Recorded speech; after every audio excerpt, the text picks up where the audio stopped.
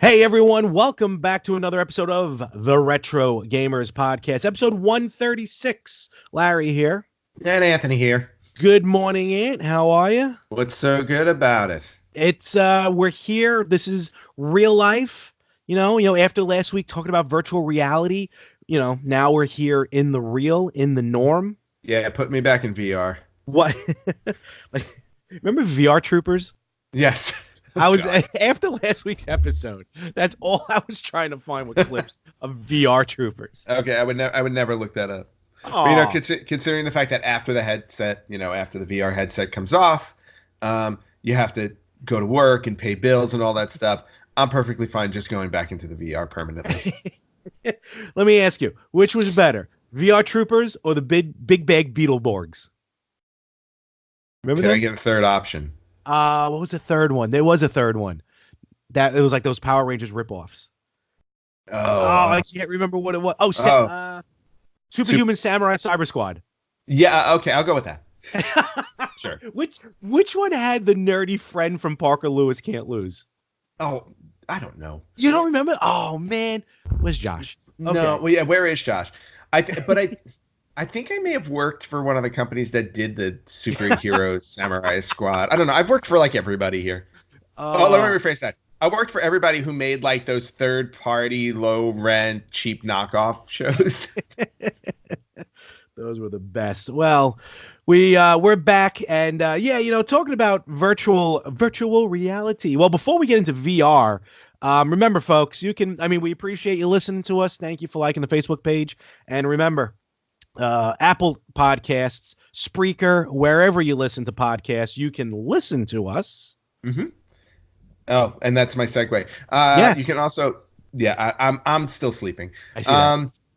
You can also watch us on YouTube at just look for the Retro Gamers Podcast. You can check us out on Instagram at Retro Gamers Podcast and our Facebook page, of course, facebook.com/Retro Gamers Podcast. And over on the YouTube page, remember to hit that little bell icon next to subscribe, so that way you know every time we drop a new episode. And hit subscribe wherever you listen to podcasts, so that way you know there's a new episode available. I mean, it's every Tuesday. You know that. Yes, and every time a bell rings, a Virtual Boy dies. I thought we were done with that. Oh, I'm sorry. You know what? Get it out of your system. I'm sorry. Old habits, man. Old habits die hard. But, okay. But now that you mention it, speaking of Virtual Boy, so after last week's episode, after talking about VR, and we, you have the PSVR now. I bought the Nintendo Labo. I have the first Nintendo Labo kit as well. Okay. I just never put together. I plan on one day. Just never got around to it. But I was bored. I had nothing to do. So I'm like, let me put together the VR kit. You're in the middle of moving and you were bored with nothing to do? Well, I can't physically move yet. Like the actual act of putting stuff upstairs because they're still working on it. So, and I basically disconnected my cable box, and because I never use it, so I'm like, why even bother, having it hooked up? But so I'm like, yeah, all right, let me put together the Nintendo Labo, which is pretty cool. So first, I give you like a little test, like a little test Labo to put together. You just put your controller in it, just to kind of teach you how it goes about. This is how you fold cardboard. No, really, that's kind of what it is. You got to be careful because if you fold it the wrong way, there's no replacements for these. But then that took about maybe 5 minutes. 45 minutes later, I finally put together the goggles. Oh my! Which are awesome. Okay. And how sturdy is the cardboard? Honestly, it's very sturdy. I mean, it's got some. It's like laser cut, so popping it out because it comes in sheets. So popping it out is easy. You still want to be careful. I mean, it's still cardboard, but it's not going to easily bend too much. But like the little tabs or whatever, like those things that you can always screw up. But yeah, no, this thing is awesome. The games that it comes with are pretty sweet. There is no downloadable content. It's all on a physical cart. So that is going to be the only cart that is in my Switch. But I did find the Virtual Boy video. Oh, yeah, the hidden video, yeah. Not really. It's not as much hidden as it's deep. Okay. There's like a bunch of quick videos you can watch. But yeah, the Virtual Boy, I got to admit, like you said, it's just the startup of virtual tennis. And I'm like, this is amazing. This is awesome. So very cool. Go get yourself a VR kit. And there's still like 5 other things to put together. So Okay. those I'll bother with later. And I also found, just to show you, remember I was telling you as well, like on your cell phones, you can do quick VR. This is the free Simpsons Google Cardboard that I got. Oh, cool. It was for Treehouse of Horror 2027. And it was free. Like if you were like the first, I guess, 10,000 or whatever, they just sent it to you. And, just fold it out and whatever, you put it together. And it's cool. They're both handheld, but it's pretty sweet. So this VR thing is sweet. One final thing, because I want to hear about, I know you picked up some stuff for the PlayStation. Of course I did. Here's what happens with me. So, all right. So I put this thing together. Again, it holds up well. There's a lot of pieces to it. So and then the goggles, they had a sticker over it. And the game kept telling you what your cat's doing. Oh, my cat's running around the house. So the Labo game, because the game walks you through it, tells you do not touch the lenses, which is correct because you want to keep them as clean as possible. So I put the whole thing together. I'm using it. It's sweet. I look in one of the lenses. And I'm like, son of a gun, a little speck of cardboard. Like whatever. Got on the lens. I thought it was on the outside of the lens. So I go to gently wipe it. No, it's on the inside. And I got to tell you, there's no way this thing's coming apart once it's together. So now I'm fitting my fat finger through the slide. This is where the switch goes. Yeah. And like ever so gently, I'm trying to maneuver it so just the skin touches the cardboard and not the lens. So 45 minutes to put it together. 20 minutes to try and get the speck of dust off the inside of the lens. Well, did you succeed? I did, thank God, and I don't think I smudged anything. So, well, I would have. I mean, logic would suggest trying to use something else like a Q-tip. I honestly did not think of that. Yeah. Oh, that would have made a lot more sense. No, because like I'm ending the cardboard, I'm shoving my finger in. Oh, it's terrible. Yep. And then, did you buy for the lenses? There are 2 things. When I bought my VR, the first thing I did was I went online and looked up how do I keep this thing clean? Yes. Because obviously you're a germaphobe. Well, I'm a little bit of a germaphobe. Lenses and the lenses are sensitive and all this stuff. And you know what? If other people are using it, it goes on their heads and stuff. I just want to keep it clean. Agreed.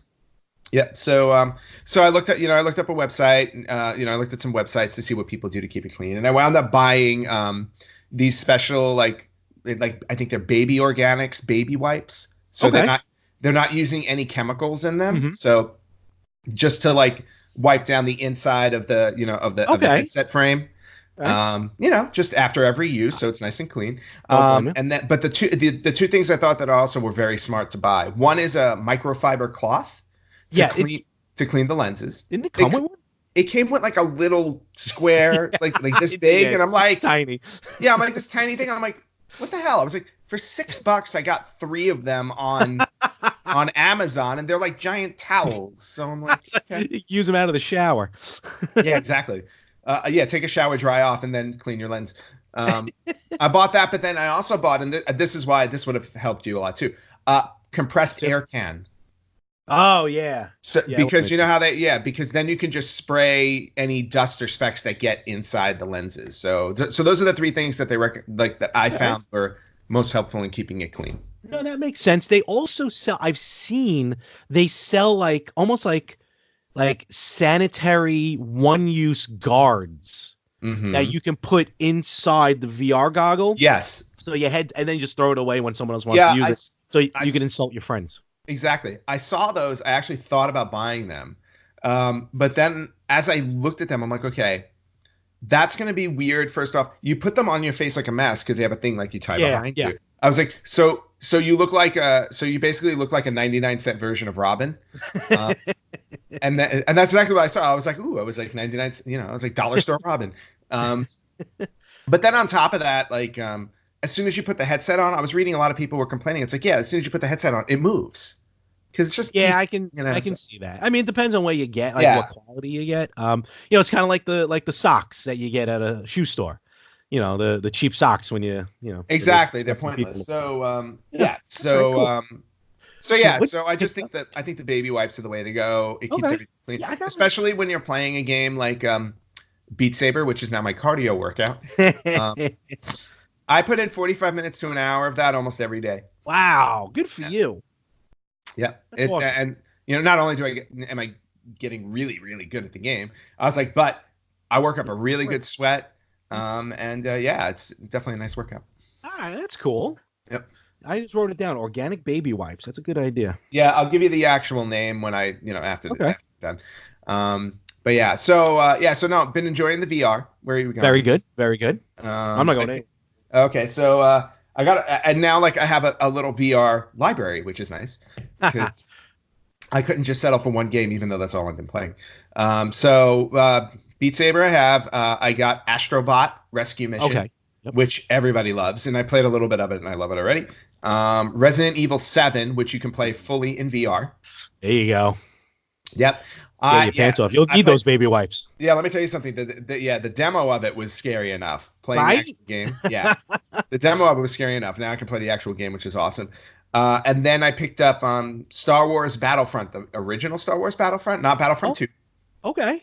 Because if you buy Battlefront, there's a VR download. There's a VR download mission based off of Rogue One, the movie.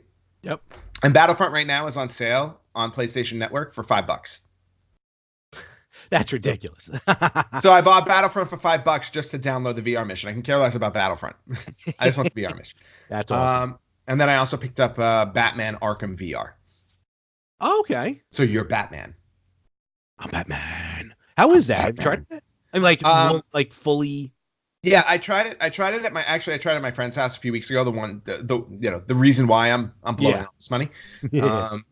And it's really cool. I didn't get that far in the game. It was all like kind of just making your way to the Batcave, suiting up, and then going out to find out that Nightwing has been murdered. But and then you're like in detective mode. But it was actually really, really cool to kind of like figure things out. And you're using your bat tools like your scanner and stuff like that. So yeah, it's actually really cool to see it from that perspective. But the Iron Man experience that they've recently debuted, that's gonna be the game changer for VR. There's no question about it. I was like, you get to be Iron Man and fly through New York City. Done. Sold. I'm looking forward. I'm in. It's the closest I'm ever gonna get to being Iron Man because I'm not an eccentric billionaire that can afford to build a suit. Let's face it, we all know somebody's trying right now. Oh, are you kidding me? Absolutely. Especially now.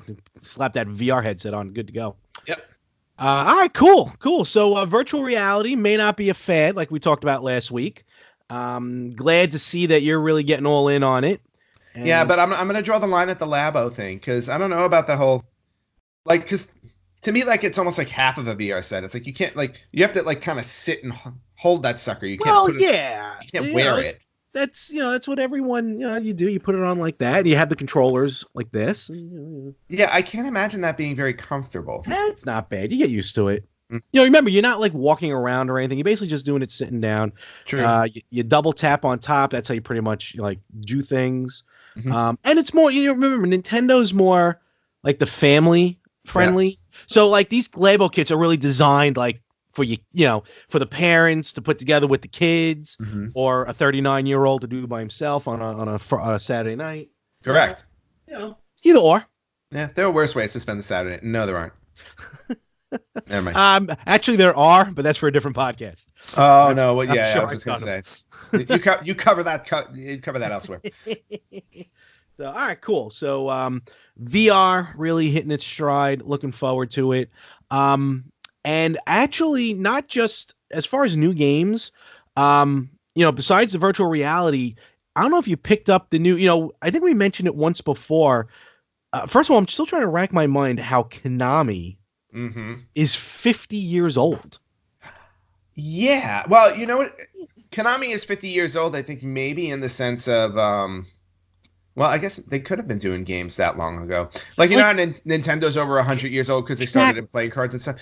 I don't know. I honestly don't know enough of Konami's history. And now that you bring it up, I'm going to use this little search thing called Google, which will probably bring me to Wikipedia. Yeah, honestly. That's exactly what Google does. It's like, I'm going to look up Konami. Hey, look, Wikipedia. I'll let them do the work. Right. So let's see. Um, they were founded March 21st, 1969. So actually 50 years to the day this past Sunday. Oh, yeah.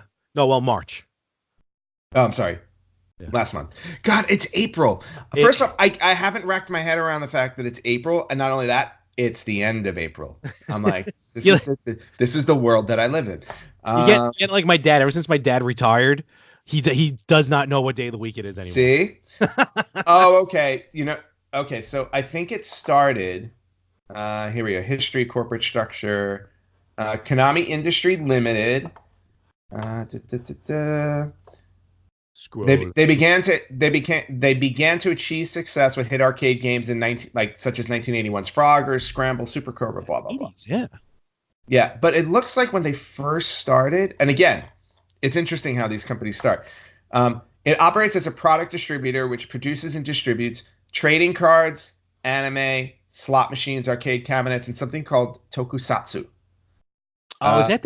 I think I know what that is. It is a Japanese term for live-action film or television drama that makes heavy use of special effects. Never mind. That was absolutely not what I was thinking of. So an example of tokusatsu is Godzilla. Oh, cool. Mm-hmm. All right. Not saying Konami does Godzilla. I'm just saying that's an example. That'll be Toho. So in other words, they actually dabble in film. No, that's interesting. And I know they do a lot now. Like you can almost say like half of the company's monies is also in like slot machines. Yeah. Well, you remember when I told you, I think this was last year when I found that Castlevania slot machine, and I was like over the moon for that. Not only that, but interestingly enough, Konami has casinos around the world. They actually have Konami casinos. That's cool. And they also operate health and physical fitness clubs across Japan. So you can go to a Konami gym.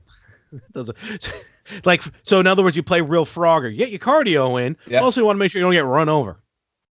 Interesting. Find those next time. Well, now that thank you, Wikipedia. Now that I'm looking at all this information, we fell in the rabbit hole, people. Yeah, rabbit hole, people. The name for the company Konami is actually a combination of the names, I guess, of the founders. So, You'll hear this out.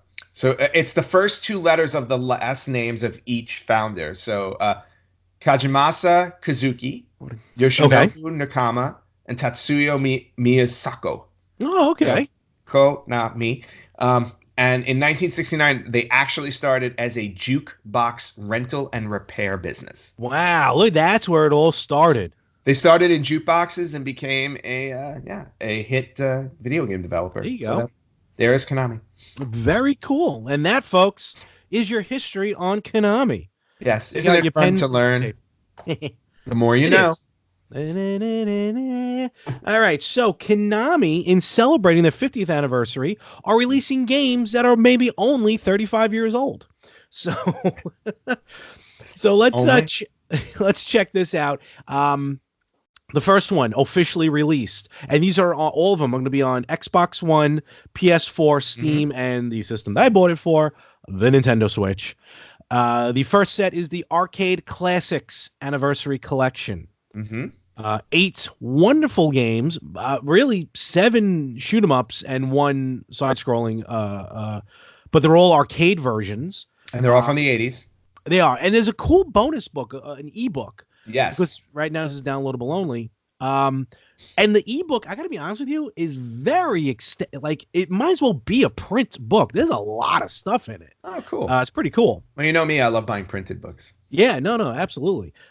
So just to run through these real quick, we have, in no particular order, I believe their first arcade game, Scramble, it came out. Then classic Twin B.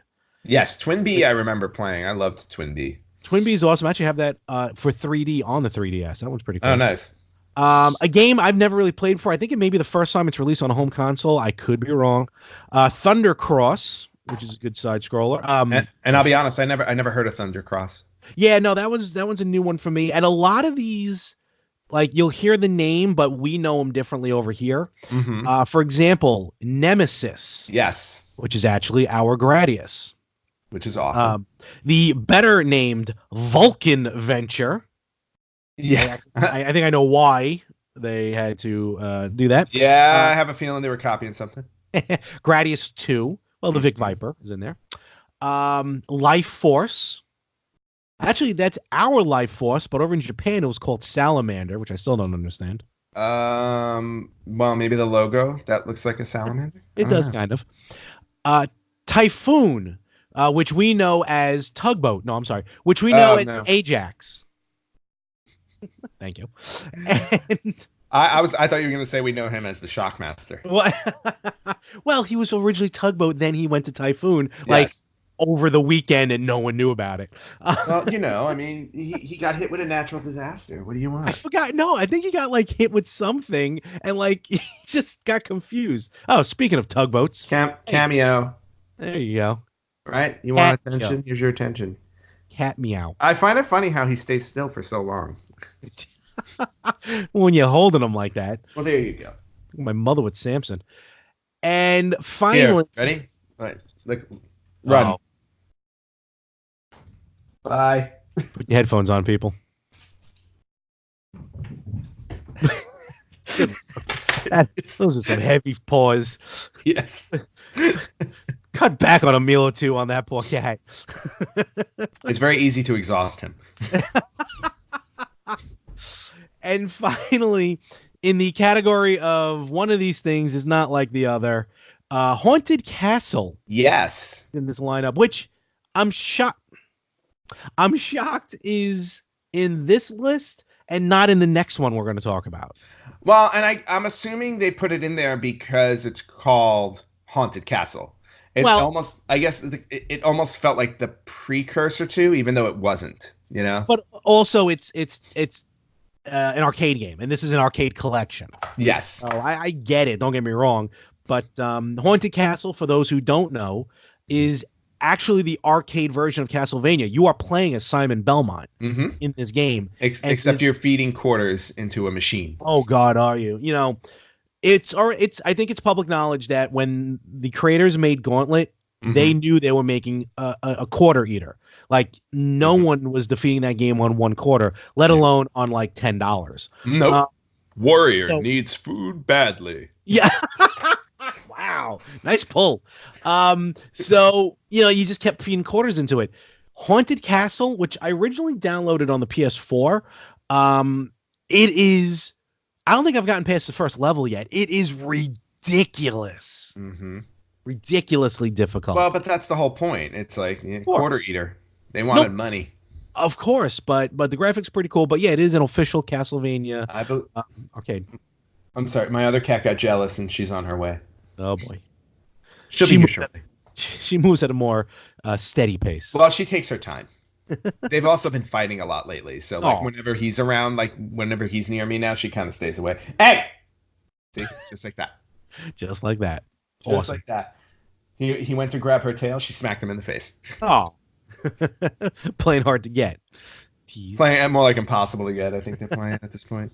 He's like, I'm 3 years old and I want to play, and she's like, go to hell. She's more me. Yes. That I can see that. That is true.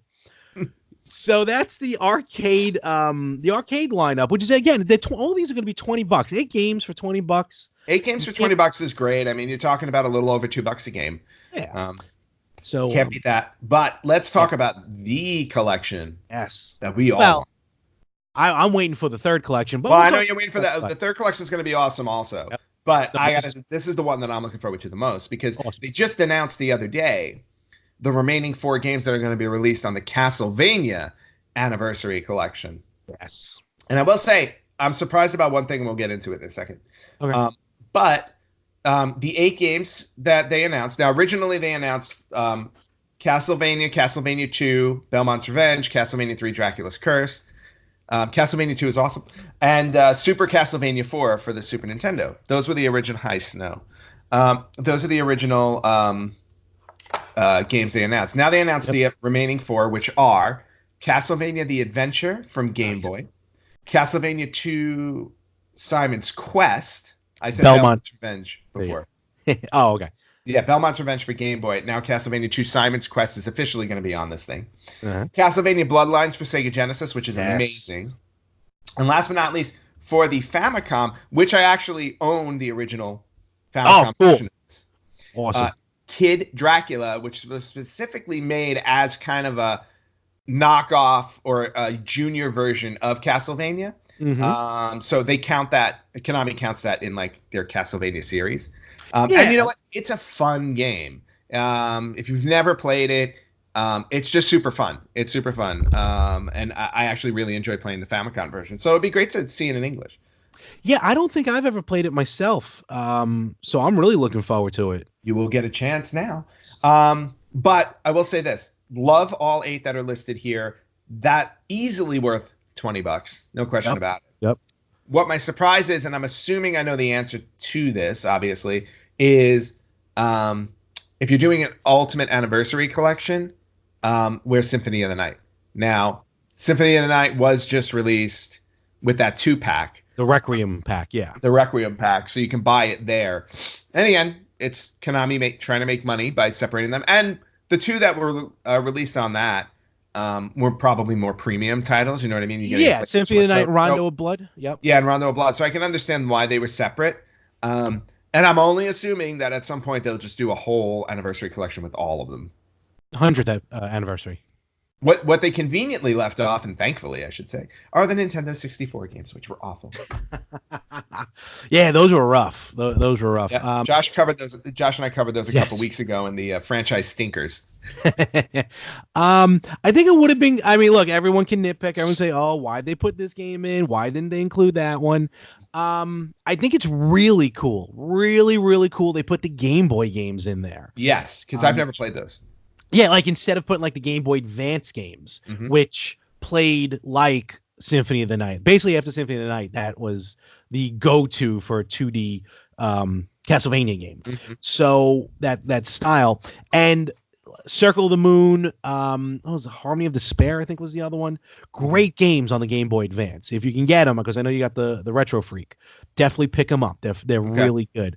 But the Castlevania Adventure, actually, that game is just, it's fun, but it is so slow. Is it? It is terribly slow, but it's a good game. Belmont's Revenge. I may have owned that. I definitely don't know that one. One of them depends on which one it's. Oh no, I do own this one because I remember playing that one. Yeah, one of them. Oh no, never mind. Because I forgot which one was actually. The lead was a female Belmont, but I don't think it's any one of these two. I think there was another one. Okay. Okay. Anyway, so yeah, no, this Castlevania lineup looks sweet. You know, the timing on this. They just announced Bloodlines for the Genesis Mini. Yes. So okay, which is another thing to talk about too. Yeah. That's right. Yeah. Yeah, we got. But what I was gonna say is, Kid Dracula for Famicom. Did you know that there was a Game Boy remake sequel made in North America for Kid Dracula? I think I saw it recently. I never played it, but I think I saw it recently. Yes. So that's interesting. So yeah. So basically, you get all 4 Castlevania. So basically, you have the core Castlevania series here. Yeah. What started it all, basically. What really made that franchise. And again, like you said, for $20, yeah, you're not going to get Symphony of the Night. You're not going to get Rondo of Blood. But that's okay, because you can still buy them separately on a different console if you're playing on the Switch. So, and then finally, just to mention it real quick, during the summer, they're going to release one more set, which is the Contra set. Yes. That's the one I'm looking forward to. And they haven't announced anything for that yet. Well, they announced the first 4 games. Okay. It's going to be the arcade versions of Contra and Super Contra. Okay. Which I'm not crazy about. No, quarter eaters. No, not only that, just the way they look. I guess I'm just more used to the NES look to it. Yeah, but the arcade one has the cutscenes. So does the Famicom Contra. Yes. So, and then they have Super C, Super C for NES, and I think Contra 3 for Super NES. Okay. What are they going to release? What are the other 4? I mean, you got to well, if they're doing Game Boy, you might see some Game Boy. I'm assuming Hardcore will be on there. Contra Hardcore for the Genesis. I would love to see Operation C. That was on Game Boy. That game was fantastic. Cool. I'm trying to think what else, because what was that other one, that last Contra on NES? Oh, I don't remember. See, I don't know. My Contra playing never went beyond the original Contra. Contra Force maybe on there, that was a little tough. Mm-hmm. But I don't know what that eighth one would. Well, the eighth one should be, which really has never been re-released on any sort of console except for one that I know of. The original Contra on NES. Well, I have a feeling they won't do that because Weird. the arcade one is pretty much the same. But not really. Kind of.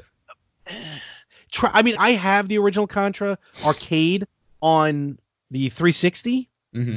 The gameplay, it's enough of a difference that I think you still get that it's the nostalgia feel, if anything. But the only time I saw Contra on the NES re-released, besides on the NES, was on Contra 4 for the DS. Okay. It was unlockable, and it was the original NES version. That's the only other time I've ever, and that was, God, I don't know, 8 years ago or something like that, maybe. Okay.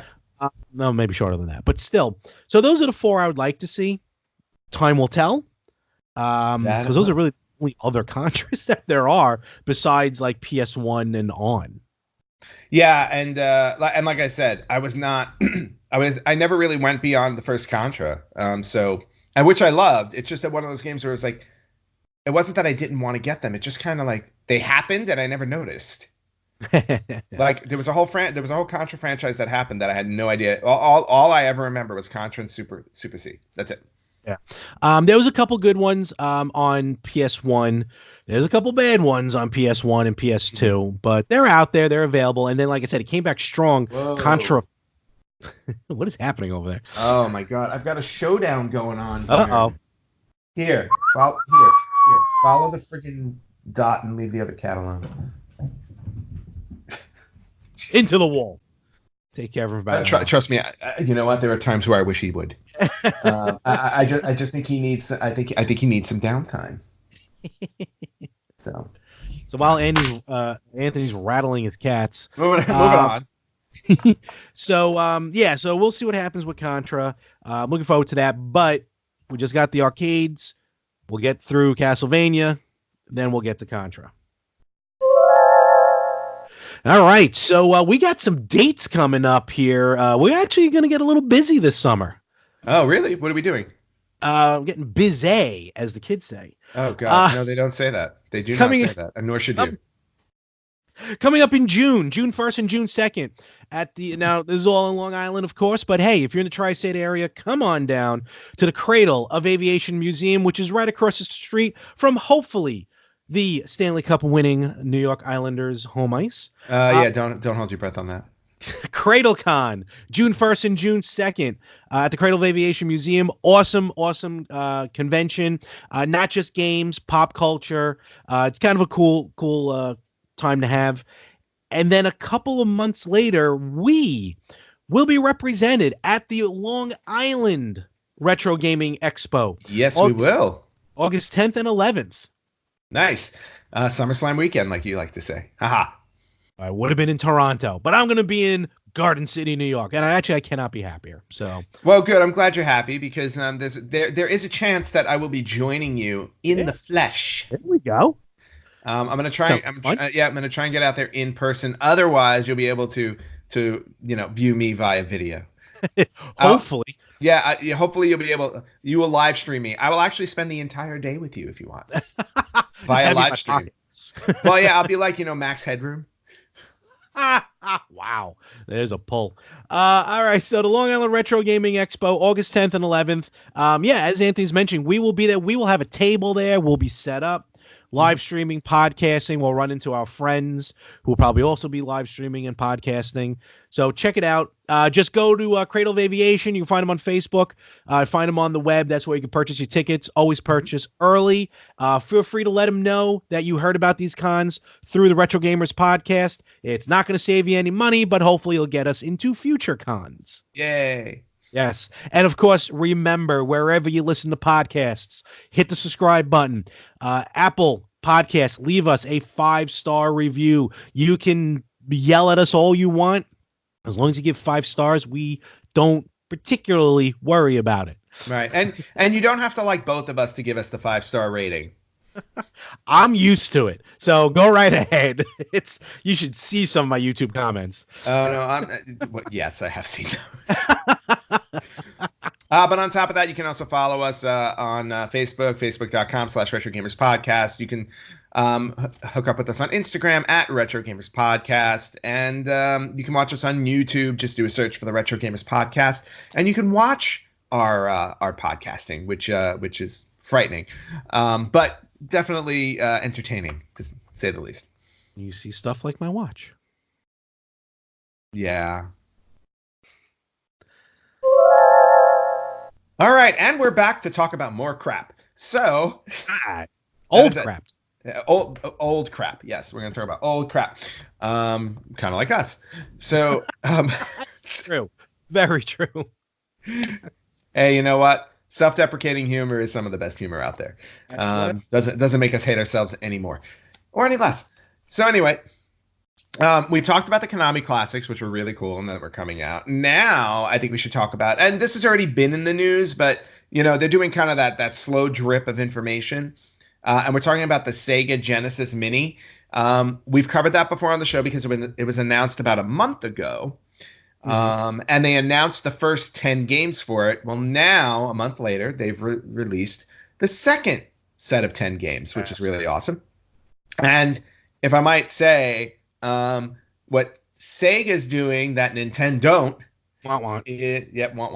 is they're actually pulling in more third-party titles than Nintendo did on their minis. And this is what has me really impressed with this. Again, the Genesis Mini drops September 19th of this year. It's available at like Walmart, Amazon, all those places, so you can pre-order it. But we're going to go through the list of 20 because the list that I have doesn't separate out the new 10. I just have all 20. Yeah, so, and I think I'm pretty sure it's going to be the North American version. Yes, this is the North American version list. Yes, the Japanese version always has something different. Yeah, it looks like they may have something really cool, but we'll get into that later. All right, so what do we have on the Genesis Mini? All right, so we have. I'm gonna work my way up here. Let's see. Yeah. So we've got Landstalker, which I don't even know. Do you know the game Landstalker? No, I never heard of it, but I Treasure of King Noel, which is kind of weird. I think it plays.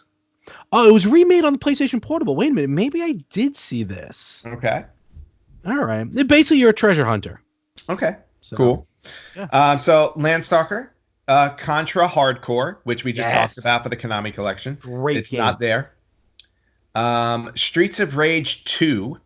Okay. Which is arguably one of my favorite games. I love playing through that game. In fact, I think I live streamed it not too long ago. With Rich, right? Yeah, with Rich. We actually played through it. I think he died right at the end, but did I finish it?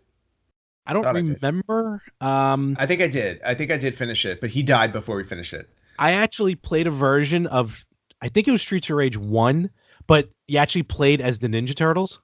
Oh, that's kind of fun. Well, because Streets of Rage 2 kind of plays like the Ninja Turtle arcade game, Yeah, maybe it's Streets of Rage 2. But yeah, either way, I played as a turtle. Yeah, but that's fun. Shinobi 3, Return of the Ninja Master. Yes, that was probably the best one. Yeah, by far. Yep. Super Fantasy Zone. Classic. Yep. Thunder Force 3. I think that's one of the newer ones. See, that one I don't know. I'm going to save these two for last. Earthworm Jim, which is a great game. I didn't realize that was coming out. Earthworm Jim will be on the Mini. Yes. Very exciting about that one. Yes. Of course, the staple that you have to include on there, Sonic the Hedgehog and Sonic the Hedgehog 2. Of course. Do you think we'll get a Sonic 3? No, I have a feeling the first two were the most iconic ones, so I don't think they'll go beyond that. That's my guess. I always hear there's issues with Sonic 3 because of the music licensing, because there was a certain somebody who actually was responsible for the music of Sonic 3 that is probably very hard to get the rights to. Oh, yeah, that is true. So, a little moonwalking action. Yeah, exactly. So, Sonic and Sonic 2. Okay. Gunstar Heroes. Oh, classic. I haven't played it in a long time, but classic. You're going to play it September 19th. Cannot wait. Altered Beast, which is one of my favorites. I love Altered Beast. Awesome. Yes. Comic Zone, which is one of those games that if you have not played it, it is just phenomenal. You know, we talked about it a couple weeks ago when we first announced this. You know, Comic Zone is one of those one-offs. Like, why did they never make more? Maybe, you know, why, you know, don't ruin something that's already awesome. I guess maybe it was later in the Sega Genesis cycle, and that could be why it was just, you know, they moved on to the Saturn, and they felt like, you know, games like that weren't needed on the Saturn because we were moving to disc-based and 3D and stuff. That's my guess.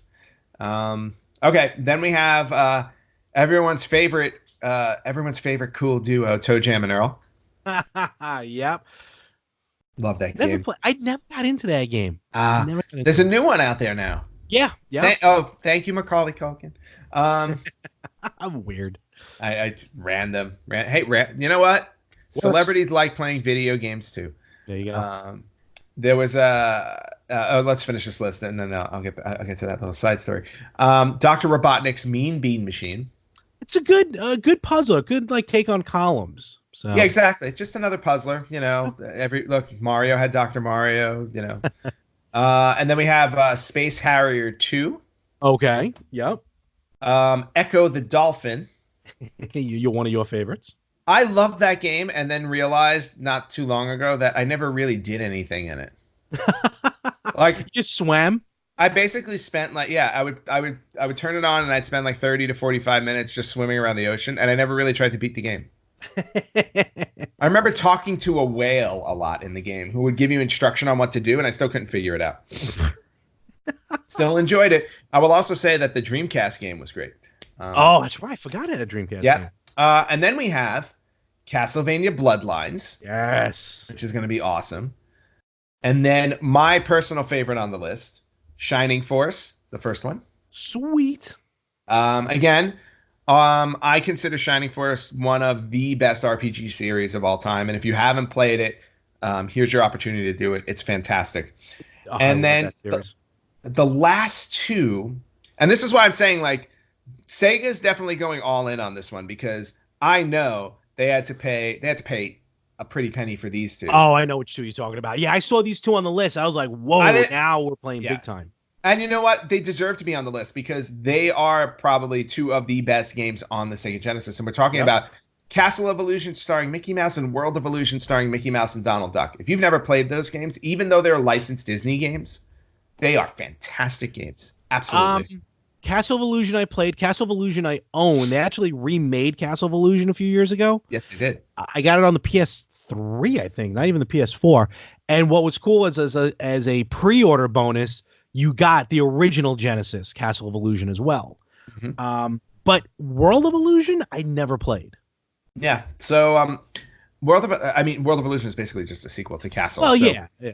I like Donald Duck more than Mickey, so exactly. So you get a similar style of gameplay, but seeing those two on here makes me really feel like Sega is doing their best to make you forget the horror that was at games and all those other minis that they made that were absolute trash. That is true. At Games was just oof. And you know, At Games did so much damage to their reputation with these these throwbacks that they actually had to come out and say, no, this is going to be different. We're having the company that created the Sega Ages collection make the mini because the Sega Ages collections are great. They're great ports. Oh yeah, we have nothing. Sega's like, At Games has nothing to do with it. Exactly. Now, and we've talked about this before, and the only weird thing about it is that, or at least the difference between ours and the Japanese, besides there are a couple of games that'll be different, is that we're getting 2 controllers in the Genesis Mini, but they're 3-button controllers. The Japanese one's getting 6-button. But still, of the games they announce, it's weird. I don't see any 6-button games. Well, and that's fine. The 3 buttons will be fine. What I'm happy about is that you're getting 2 controllers. Yes. You know? So this is true. And then the only other cool thing about the Japanese version, the Mega Drive version, is I think there's like multiple versions of Castlevania Bloodlines in that one. I'm looking at their list right now. There's no, I'm saying like in the actual Bloodlines Castlevania Bloodline, you can change it to either be the North American version, the European version or the Japanese version, and that's going to change the difference in probably blood, violence, you know what I mean, graphics, stuff like that. So, which is cool. What I'm interested in on the Japanese version, because they actually have a lot of different games on this one. There's a game called Rent a Hero, and I want to know how that works. Like, in other words, like, does somebody come up to me? Do I have to negotiate a rate with them before I go out on the level? Like, that's how I see Rent a Hero. It's like, oh, you need my services? What do you need? Okay, well, I'm going to charge you X amount. Someone walking up to you and you negotiating a price does not sound like a game that Sega would have put out. Well, you know what? I would think Sega would do it before Nintendo. This is true. Actually, this is very true. Which then makes me think of when are we getting the Leisure Suit Larry collection on the PlayStation or Xbox? Hopefully never. Okay. I mean, great game. That's the news on the Sega Genesis Mini again. Now we've got 20 of the 40 games announced, and already those 20 are pretty heavy hitters. So, so far I think they're knocking it out of the park. We'll see what the other half are, what the other half are going to be as they continue to drop these. I already got mine on pre-order, so it's for you. Yes. Now, speaking of, older games and everything like that, actually, this was really cool. I came across this just the other day. So backwards capability, right? Mm-hmm. The Xbox has been really good with backwards capability, especially on Xbox One. Mm-hmm. Where, the 360 games that are backwards compatible, the original Xbox games that are backwards compatible. Now, tons of them, I think over 300 games, maybe even more than that are backwards compatible. But if you own an Xbox One X, which is the 4K version, there are about 61 games between the Xbox 360 and the original Xbox that are backwards compatible that when you play them on the Xbox One X, they actually souped up the graphics. Oh, that's really cool. The game, and now we're not talking 4K, but basically here are the stats on it. And this is coming straight from Xbox.com. And I quote, select Xbox 360 games are Xbox One X enhanced. That's what they're calling it. Leaving the additional power of the console, leveraging the additional power of the console for higher resolution, 9 times the original pixel count, and expanded color detail. Oh. So these things are going to pop. And just to name a few that jump out to me, I'm not going to name all 61, but name a few. Fable 2 and 3. Final Fantasy 13, Final Fantasy 13 2. Oh, nice. Left 4 Dead and Left 4 Dead 2. Oh, we got to go back and play those. Absolutely. Going back to the original Xbox, Knights of the Old Republic. Ooh, very nice. Yeah. The original Battlefront games on the original Xbox. Destroy All Humans. Did you play that?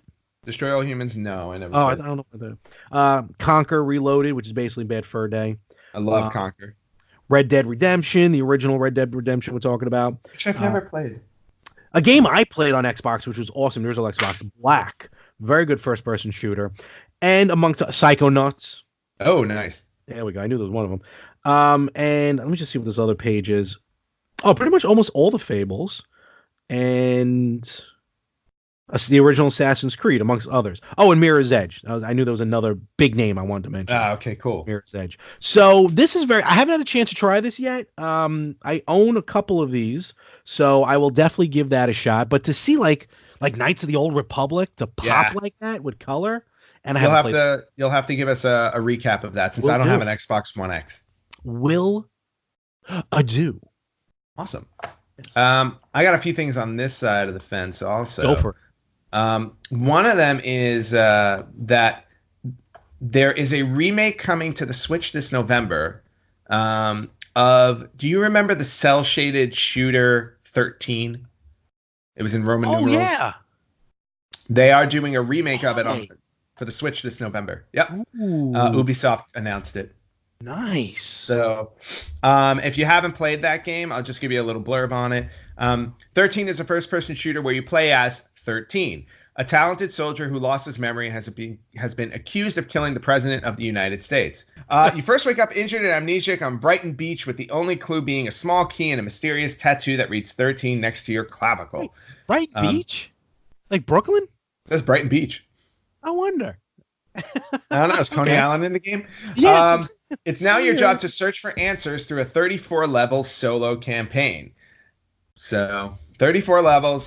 So yeah, that's coming out on the Switch. I thought that was a cool little announcement. No, definitely. Definitely. And to continue on with my Switch news, I have a couple of other bits. Yeah. So on Super Smash Brothers Ultimate, if you own Super Smash Brothers Ultimate, there is a custom stage level creation. Did you know about this? Oh, I heard about it. There's stage builder mode. Yep. So you can build what you want in the stage. Oh, now, boy. Unfortunately, because you can create your own custom stages, and this update. Now, let me remind you. Let me put it in perspective. The stage update system was downloadable as of Thursday, the 18th.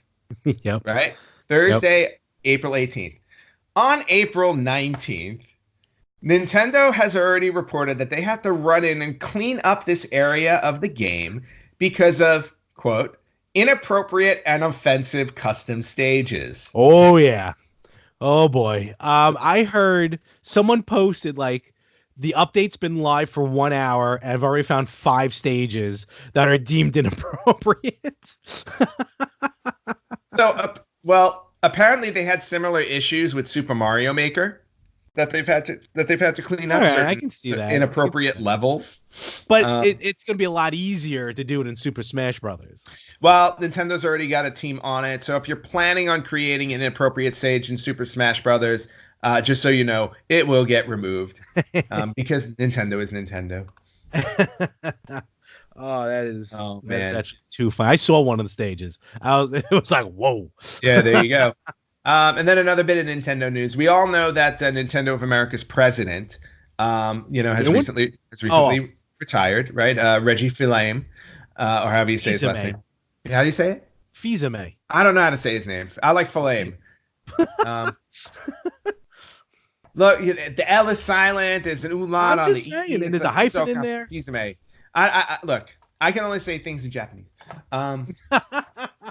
So Reggie Fils-Aime is leaving Nintendo. Obviously, we all know that he's being replaced by whatever his first name is, Mr. Bowser. Oh yeah, something Bowser. Yeah. Something Bowser. But anyway, Reggie's been getting like little gifts, like parting gifts and everything like that. And what he shared one of the gifts he received, which he calls his most touching gift of all of the parting gifts. And what they did was they had somebody create for him, custom make an amiibo of former Nintendo president Satoru Iwata. And it looks it looks really, really cool. Oh, that's awesome. Yeah, I just like a beautiful little tribute to him. And yeah, it's just fantastic. And he showed it off on Twitter, which is great. That's sweet. So I gotta check that out. Yeah, so that was a cool. He just joined Twitter. No, he probably, like his own account. Well, I wonder if he did that because, as part of working for Nintendo, he couldn't have a personal one. Or probably just he was too busy tweeting through Nintendo. You know what I mean? Like as Nintendo. That too. Yeah. But that's what I mean. Like everything was always on official business, not personal. Yeah. But that's pretty cool. I gotta check that out. So Reggie Fils-Aime. Got it. You'll never forget. No. Although Fils-Aime is kind of fun. All right, and then going back to the old home console, mini consoles, if you want to call it. Mm-hmm. Even though this thing's not really that mini, but it's probably one of the ugliest things I've seen in a while. Oh yes. So Capcom is getting in on the home mini console game, but this thing, the concept is awesome. Yes, it is a Capcom. What is the official name? Whatever. The Capcom Arcade Mini is what we'll call it. Mm-hmm. It is just that. It is 16 classic Capcom arcade games in one unit. But the unit is basically like arcade joysticks, like a double arcade joystick. Mm-hmm. But because you're good with this, Ant, you're out in Hollywood. You're a writer. Can you paint the picture of what this thing looks like? Yeah, give me 1 second to bring it up. Capcom Arcade Mini. All right. Because I do not have it up here. That's okay. Oh, you got it? Yeah, I got it. See, okay. I just needed a second. So first off, this thing, I think to your point, it's only available in the UK. Am I correct? So or far, in Europe? That's what it looks like. It's only like. available in Europe. Okay. So we're talking about basically if you were, let's say you were standing in front of an arcade cabinet, right? Mm-hmm. You know, you've got the board with the joystick on it. Yeah. So imagine that you have this board at home. And double joysticks. Yeah, with double joysticks and everything so that you and a friend can play together. However, the board is not just a standard board. It is in the shape of the Capcom logo.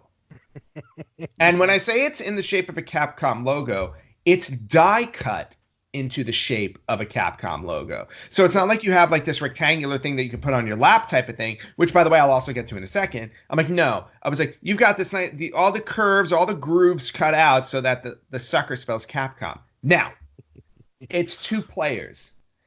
Are they detachable? So it's 2 people that can, no, you have to sit literally right next to your friend and put this sucker on your lap if you want to play it that way, or you got to have like a tabletop or something like that. Well, sharing is caring, but sharing is caring. But you know what? If thighs are touching, we're getting a little too close. And here's the other thing so it just says Capcom on it, but here's the thing. Here's what annoys me. I really hope they change this somehow. Now it's your traditional 6-button layout. Yep. With 2 buttons on top. I guess like a player 1, player 2, or start and select. But they're not labeled. It's all part of the logo. Yep. It's just kind of weird. I don't know. It's just that part's weird. Basically, you have to start a game and figure it out. Yeah. With that being said, though, let's talk about the games. There are 16 arcade games on this, and they are actually sweet games. Come on. They are. Here we go. So, to run through it, I didn't even know this game was around. 1944, The Loop Master. All about looping. That's the 5th game in the series, actually. The 19 blank series. I'm going to go a little out of order here. Armored Warriors. Yep. Capcom Sports Club, which I think is more like a arcadey soccer game. Okay, makes sense. Captain Commando. Captain Commando, which is a classic fighter, what we'll call a final fighter. Nice. Cyberbots, never heard of. Full Metal Madness. That's gonna be interesting. Don't know that one either. Here we go, Ant. Darkstalkers. Yes, Darkstalkers is awesome. The Night Warriors. Eco Fighters. Captain Planet. I'm sorry. The OG Final Fight. That's gonna be on there. Okay. Ghouls and Ghosts. Yes, Ghouls and Ghosts. Great game. Absolutely great game. Giga Wing, which I never heard of, so I'm looking. Never heard of that one. Mega Man: The Power Battle. Now, no idea. Do you know that one? Yeah, this one. Well, it is what it is. It's basically it's a Mega Man fighter. So that's basically what it is. But you take control of only one of 3 characters: Mega Man, Proto Man, or Bass. Okay. So, but still, it's kind of like a straight up fighter, which is pretty cool. Okay, where are the other games? It just disappeared on me. There. I got it. Yep. Pro Gear. Again, I never heard of it. I've never heard of it either, but the logo is kind of weird because the name of the game, like, to me, Pro Gear sounds like an action or adventure oriented, but the logo looks like an RPG-ish kind of thing. I don't know what that is.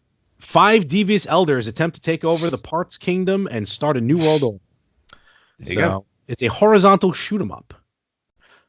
Oh, really? I'm looking at. I just caught a screen grab of it. Oh, I'm gonna love that. All righty. Cool. No one. So you're gonna have this giant Capcom monstrosity in your house. Street Fighter 2 Hyper Fighting. Nice. Strider. Great game. Excellent game. Super Puzzle Fighter 2 Turbo, which is actually a very fun puzzler. Yeah, no, that Super Puzzle Fighter series actually turned out to be pretty good.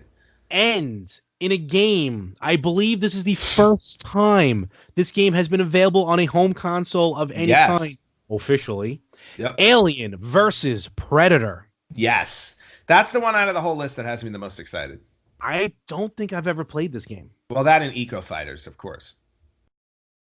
Yeah, Eagle Fighters I want to check out as well. But, Alien versus Predator, again, plays like we'll call it a final fight game, just so people can compare it to something. Do you pick between Alien Predator or you play as the humans? You never played it? I thought you played it. I thought it was human. Okay. Well, we'll take it. Am I wrong? No, I play. Wait. You know what it is? I keep getting it confused with the Alien arcade game, Oh, this is weird. Take control of one of 4 human or predator characters. So, okay. No matter what, you're taking on the aliens. Basically, you're teaming up with the predators to take on the aliens. Now, who's going to want to be the human when you have the option to be the predator, You're exactly right. So those are the 16 games. I believe the retail value of this is 200. I don't know if it's pounds or American dollars or euros. It's 200 euros. 200 euro, which is going to be like 250, right? 250, 260. So this is interesting. So you can pre-order it right now at amazon.co.uk. Mm-hmm. Free delivery in the United Kingdom. Releases October 25th, 2019. Yep. The item does not ship to the United States, so you are not getting it from Amazon. Oh, interesting, actually. That's okay. I've got connections. How? But also, I'm not buying it. I would. I mean, I would too, but I've been dropping a little too much money on other things. So, what is this? I'm sorry, I just caught something real quick. Like on Amazon, is like, hey, if you want to buy this, buy this. Atari apparently is dipping their toes into the mini arcades. That doesn't surprise me. There is an Atari Pong coming out, a little mini Pong. Oh, I heard about that. Hold on, let me. Yeah. Look at this. Yeah, I heard about that one. That's awesome. Yep. And that's not the only one. There's another one. They're releasing 2 minis. It's that one and Centipede. No, hold on. And it's not just Pong. In the one unit is Pong, Breakout, Off the Wall, Super Breakout, and Circus Atari. Correct. I guess to take advantage of the things. Right. What's the other one? And the other one is it's got the joystick look. Yeah. It's going to have Centipede, Adventure, Sprint Master, Warlords, and Yar's Revenge. And these come out September 26th. Are they coming out here as well or just over in Europe? I'm not sure about that. Let's see. I just found this out. Mini arcade. Europe they're powered by 4 AA batteries. What? It'll cost you €25. It's a lot of sandwiches. Exactly. It does not say if it's coming out in the US. All right. So. All right. I just came across. It just popped in my feed, so I thought that was pretty interesting. All righty. Well, boy, these old mini consoles, man. It's good thing I'm making I'm having built almost like a curio cabinet for all the mini systems that I have. Well, what I find ironic though with you is that, and I'm not saying this in a bad way, but what I'm finding ironic is that at one point you had decided, I don't want to have all these physical games anymore. It's just everything takes up space. I'm going to repurchase everything, digitally download it, get rid of the clutter and all that stuff, and everything was great. And now you're buying everything. But it's a little different. It's a little different because these are the little mini consoles. They're still take up space. Yeah, but not as much space as if I bought games. Yeah, but you're buying games again. But it's 20 games in one. No, I know. You're still buying games again, though. You just said, look, not agreeing with your logic. Well, look, remember, okay, so right before we started recording the podcast today, we were talking about the Polymega, and you're like, oh, I'm buying Sega Saturn and Sega CD games again. Well, you gotta have space for those. That's a problem. Yeah, no, I can't. But that's what I mean. It's funny. I just think it's ironic that you were trying to go all digital, and now we're actually going all back to physical. So. Only for CDs. At least I could put those in a book. True. Very true. Which I'm gonna be doing. Do not throw out the cases. I'll shoot you. No. These were just regular. They threw them like a regular DVD case, so they're not even. Got it. Okay. But what I picked, because I'm starting to pick up some Saturn games and Sega CD games now, so that way when the Polymega comes out, I'll have the games. I picked up WrestleMania, the arcade game for Saturn. Nice. I picked up. Oh, also because it's a TurboGrafx, I picked up Bonk's Adventure. Cool. JJ and Jeff, which is an interesting game. Okay. Alex Kidd in the course. Wonder Zone, I think it's called. That was like the packing game. There was another Saturn game. What was the Saturn game I bought? A couple other ones I have over there. I'll show them later. I already have that. I know. I cannot wait. I know. Oh, I've been itching to play mine. I heard you just poked me in the eye with that. rumor. I heard that someone is translating books 2 and 3 of Shining Force 3, the Japanese ones, to English. Okay, I'm all in for those. So it was, remember, Shining Force. We only got book 1. Yeah, it was 3 chapters in Japan, but like you said, we only got chapter 1 here in the US. I have a feeling we would have gotten the other 2 had the Saturn not been a failure. Agreed. Yeah. Agreed. So, all right. Well, a lot of big time news. Yeah, we got there's a lot of stuff happening in the world of retro and current gaming, of course, which we did not cover. Oh, look, someone forgot something. Yeah, no, just something really fun to and I'll try and show it next time. Is so my new kind of now feeding into your logic of me buying stuff. My new discovery is getting video games now autographed. Yes. By like someone, not like the designer or something like that. Well, if I could, that'd be awesome. But just like somehow related to somebody. Like, for example, I got Krull on Atari. Krull was an early 1980s fantasy movie. Yes, it was. It was terrible. Liam Neeson's first movie, though, I think. Was it? I think it was. It was. Oh, God. Okay. So Riff Tracks, the guys from Mystery Science Theater, they riffed Krull live, and it beams to the theaters. So I mailed them a copy of Krull on Atari just for them to sign. And like 8 months later, they sent it back. So that's what I'm talking about. Like just somehow some relation. So I'm going to Chiller Theater in Parsippany, New Jersey this weekend. Mm-hmm. Not only, to get some autographs, like I got my Spaceballs DVD ready to go, be signed by Colonel Sanders. Nice. Second in command. We can't stop. It's too dangerous. But I also picked up a pack of ALF cards, old ALF cards. Oh, my. Because the mother from ALF is going to be there. Oh, jeez. So, and I'm not going to open it. I'm going to have her sign the original pack. Hopefully she'll be able to sign over the gum. I'll die laughing if she opens it in front of you. Oh, my God, imagine. I picked up Raiders of the Lost Ark on Atari because Karen Allen is going to be there. Oh, nice. Now, granted, she's going to be there for Animal House, which I keep forgetting she's in Animal House. Yep. But I'll try and get her to sign that. But there's no Animal House game, so you can't get that signed. Nope. I picked up a nice clean copy, wasn't expensive, of Back to the Future on NES. Nice. Because Marvin Barry is going to be there. Nice. Hey, Chuck, it's your cousin. Side note as well, I have been tasked and challenged by Game On to actually complete Back to the Future on NES. Really? I hate that game. Why? So it's not that hard. I know, it's just tedious. Okay. I find it tedious. Well, I mean, I do too, but I've beaten it 1,000 times. Did you beat it on the live stream? I did. Okay, cool. So, and I never got to the final level. With the DeLorean? Yeah, I never got to that. I know I. Aw, poor baby. So, and then finally, which I think is going to be the really fun one to get signed, I picked up in box, not expensive, but in box, Hollywood Squares on NES, because the host John Davidson is going to be there. Oh my God! Really? Yup. I don't know why he's going to be there, but he's going to be there. All right, sure. Hey, why not? He did. Guy's got to make a buck. He did movies before Hollywood Squares. Oh, did he? Yeah, and one of his other conventions, Shadow Stevens was at. Oh, jeez. So I'm gonna get him to sign that, and they're gonna try and get Tony Danza to say something for the Better Half podcast. Oh, Samantha. Simona, welcome to the Better Half. Thoughts and prayers. I can't do it. Frankie does it so much better. So that, and then just Mona, rest in peace. Aw. To Tsunami. And then of course, I'm really looking forward to meeting Miss Molly, who I haven't seen in about 32 years. Since she knocked you on the ground.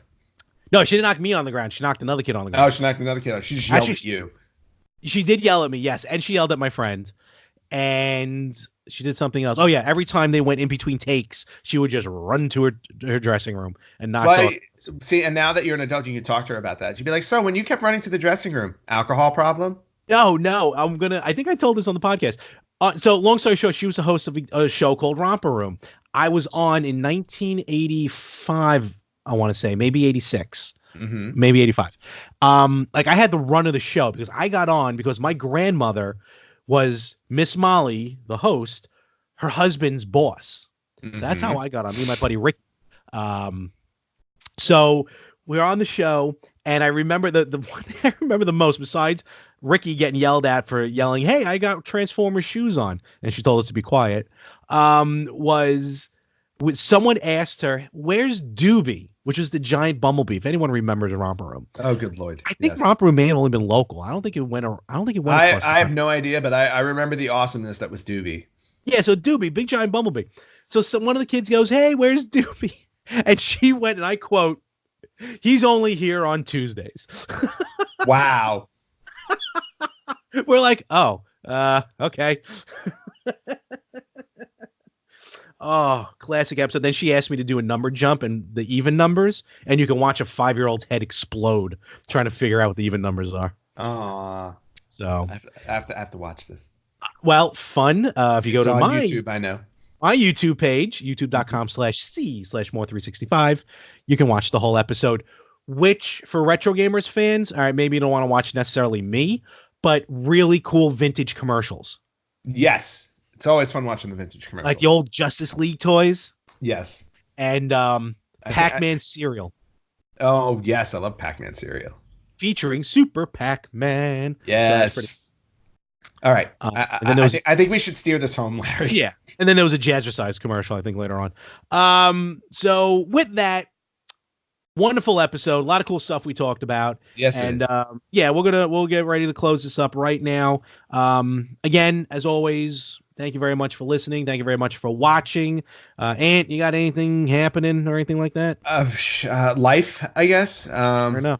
No. How about no? You know, no, I'm actually going to my friend's house today, and I'm bringing the PlayStation VR to show them the awesomeness that is the VR. Awesome. So I will have a VR evening. Very good friend of ours, Anthony, is coming to visit me. Not Anthony Chu of the Yin and the Yang podcast, but you should also check out the Yin and the Yang podcast with Anthony Chu. But our other friend, Anthony, will be in town with his family, so we're going to be doing the rounds. And when I say the rounds, I mean Universal Studios, Disneyland, all that stuff. Awesome. That is, yeah, bless. That was an hour in the making. Awesome. And yep. And with that, folks, we will catch you right here next week on the Retro Gamers Podcast.